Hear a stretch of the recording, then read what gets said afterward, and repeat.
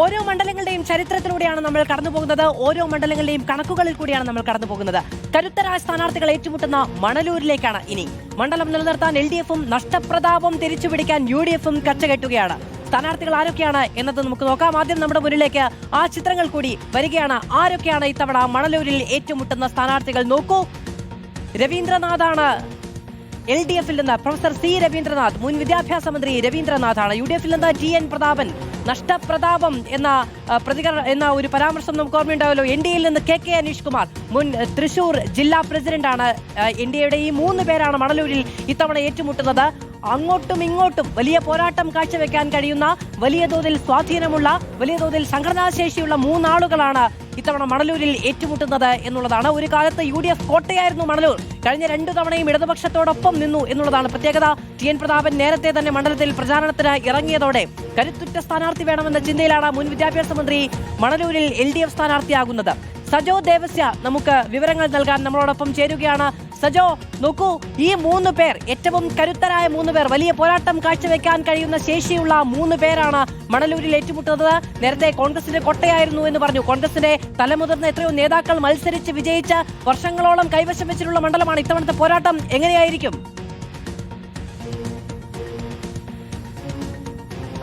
സംസ്ഥാന രാഷ്ട്രീയത്തിൽ സവിശേഷ ശ്രദ്ധ അർഹിക്കുന്ന മണ്ഡലമാണ് മണലൂർ എന്ന കാര്യത്തിൽ യാതൊരു തർക്കവുമില്ല. എന്ന് മാത്രമല്ല, മണ്ഡലത്തിന്റെ ചരിത്രം വളരെ കൗതുകകരമാണ്.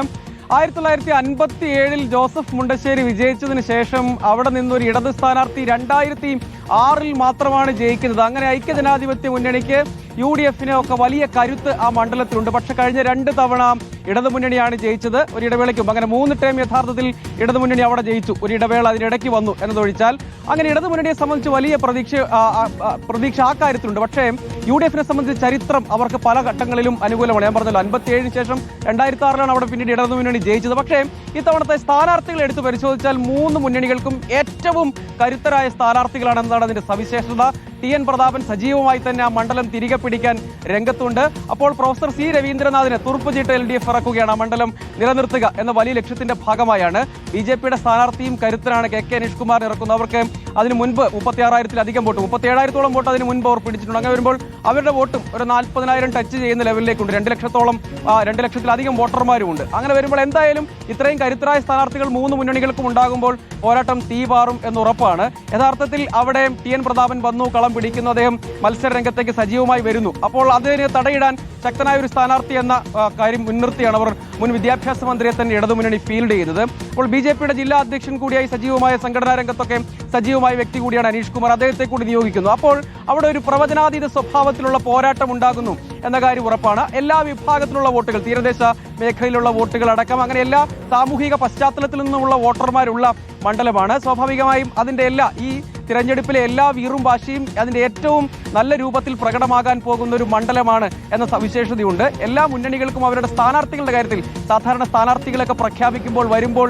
പ്രചാരണം തുടങ്ങുമ്പോഴൊക്കെ പല രൂപത്തിലുള്ള പ്രശ്നങ്ങൾ ഉണ്ടാകുമ്പോൾ ഇവിടെ സ്ഥാനാർത്ഥികളുടെ കരുത്തിൽ അവരെ ഫീൽഡ് ചെയ്തതിൽ എന്തെങ്കിലും ഒരു തർക്കം മുന്നണികൾക്കകത്തോ അതിനു പുറത്തോ എതിരാളികൾക്ക് പോലുമോ ഉണ്ടാകാൻ സാധ്യതയില്ലാത്തൊരു മണ്ഡലമാണ് എന്നതാണ്. ഒപ്പം ഈ മണ്ഡലത്തിന്റെ ഒരു ചരിത്രം ഇങ്ങനെയാണെങ്കിലും കഴിഞ്ഞ 2 തവണയും മണ്ഡലം സജീവമായി തന്നെ നിലനിർത്താൻ വളരെ മികച്ച ഭൂരിപക്ഷം, ഉദാഹരണത്തിന് VM സുധീരനെ പോലെയുള്ള അതികായന്മാർ, അതായത് ആദ്യം പറഞ്ഞ പോലെ ആദ്യ നിയമസഭയിലെ ജോസഫ് മുണ്ടശ്ശേരി അടക്കം VM സുധീരനെ പോലെ അങ്ങനെയുള്ള അധികായന്മാർ പ്രതിനിധീകരിച്ച ഒരു മണ്ഡലമാണ്. ആ മണ്ഡലത്തിൽ ഇത്തവണ ഒരു പ്രവചനാതീത പോരാട്ടം നടക്കുന്നു എന്നതാണ് മണലൂരിന്റെ സവിശേഷത. മാത്രം ശരി, സജോ ദേവസ്യാണ് വിവരങ്ങൾ നൽകിയത്. ആദ്യം ജോസഫ് മുണ്ടശ്ശേരിയാണ് നമ്മുടെ ആദ്യത്തെ വിദ്യാഭ്യാസ മന്ത്രി എന്ന നിലയ്ക്ക്. അദ്ദേഹത്തിന്റെ പരീക്ഷണങ്ങളൊക്കെ വലിയ തോതിൽ ചർച്ചയൊക്കെ ആയതാണ്. പിന്നീട് VM സുധീരനാണ് 7, 8, 9, 10 നിയമസഭകളിൽ അവിടെ നിന്ന് ആ മണ്ഡലത്തെ പ്രതിനിധീകരിച്ചത്. മുരളി പെരുന്നെല്ലിയാണ് പിന്നീട് 2 തവണ ഇപ്പോൾ ഈ ഇടതുപക്ഷത്ത് നിന്ന് വന്നുകൊണ്ടിരുന്നത്. എന്തായാലും C രവീന്ദ്രനാഥിനെ, മുൻ വിദ്യാഭ്യാസ മന്ത്രിയെ, വീണ്ടും മണലൂരിൽ ഇറക്കിക്കൊണ്ട് അവിടെ വലിയൊരു പോരാട്ടത്തിലേക്ക് പോകാൻ പോവുകയാണ് LDF. നമുക്ക് മണലൂരിലെ തെരഞ്ഞെടുപ്പിന്റെ കണക്കുകൾ കൂടി നോക്കാം എങ്ങനെയാണ് എന്നുള്ളത്. ആ ചിത്രം കൂടി നമ്മുടെ മുന്നിലേക്ക് വരും.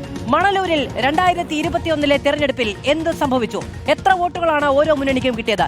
LDFന് 78,337 വോട്ടുകളാണ് കിട്ടിയത്. UDFന് 48,461 വോട്ടുകൾ. NDAക്ക് 36,566 വോട്ടുകൾ. നോക്കൂ, ഭൂരിപക്ഷം 29,876 വോട്ടിന്റെ ഭൂരിപക്ഷമാണ് ഉണ്ടാകുന്നത്. ഇനി ഈ തദ്ദേശത്തിലെ കണക്കൂടി നമുക്ക് നോക്കിയാലോ. 29,000 വോട്ടിന്റെ ഭൂരിപക്ഷം 2021 നിയമസഭയിൽ നേടിയതിനു ശേഷം 2025 തദ്ദേശത്തിലേക്ക് വരുമ്പോൾ ആ ചിത്രത്തിന് എന്ത് സംഭവിച്ചു എന്നത് നമുക്ക് നോക്കാം. 2025 തദ്ദേശത്തിന്റെ കണക്കുകൾ കൂടി നമ്മുടെ മുന്നിലേക്ക് വരികയാണ്. LDF എത്ര വോട്ട് നേടി? UDFും NDAയും എത്ര വോട്ട് നേടി? LDF 66,628 വോട്ട് നേടിയപ്പോൾ UDF 57,997 വോട്ട് നേടി. NDA 34,604 vote. ഏറെക്കുറെ നിയമസഭയ്ക്ക് തുല്യമായ വോട്ടുകൾ നിലനിർത്തി. ലീഡ് 8,631. അതായത് 29,000 വോട്ടിന്റെ ഭൂരിപക്ഷം നിയമസഭയിൽ ഉണ്ടായിരുന്നെങ്കിൽ 8,631 വോട്ടുകളാണ് തദ്ദേശത്തിലേക്ക് വരുമ്പോൾ ഉണ്ടായത്. 21,000 വോട്ടിന്റെ വ്യത്യാസമാണ് ഉണ്ടായത്. 2 തവണ നമുക്കറിയാം മുരളി പെരുന്നെല്ലിയാണ് അവിടെ നിന്നുണ്ടായത്. പക്ഷെ അതിന് മുൻപത്തെ ഭൂരിപക്ഷം എത്രയായിരുന്നു അറിയുമോ? 400 വോട്ടിന്റെ 451 വോട്ടോ മറ്റോ ആണെന്ന് തോന്നുന്നു UDF സ്ഥാനാർത്ഥി ജയിച്ച സമയത്ത് അവിടുത്തെ ഭൂരിപക്ഷം. അവിടെ നിന്നാണ് 10,30,000 വോട്ടിലേക്ക് ആ ഭൂരിപക്ഷം വർദ്ധിപ്പിച്ചുകൊണ്ട് ഇടതുപക്ഷത്തിന്റെ നിയമസഭാംഗങ്ങൾ അവിടെ നിന്ന് ജയിച്ചു വന്നത്. ആദ്യം 19,000 വോട്ടിന്റെ ആയിരുന്നു. രണ്ടാമത്തെ ഘട്ടത്തിലേക്ക് വരുമ്പോൾ അത് 29,000 വോട്ടിന്റെ ഭൂരിപക്ഷത്തിലേക്ക് മുരളി പെരുന്നെല്ലി വർദ്ധിപ്പിക്കുകയും ചെയ്തു. അവിടെയാണ് വലിയ പോരാട്ടം ഇത്തവണ നടക്കും. അതിനുവേണ്ടി TN പ്രതാപനെ കളത്തിലിറക്കുന്നത് UDFിൽ നിന്ന്. ഇതാണ് മണലൂരിന്റെ ഒരു ചരിത്രം.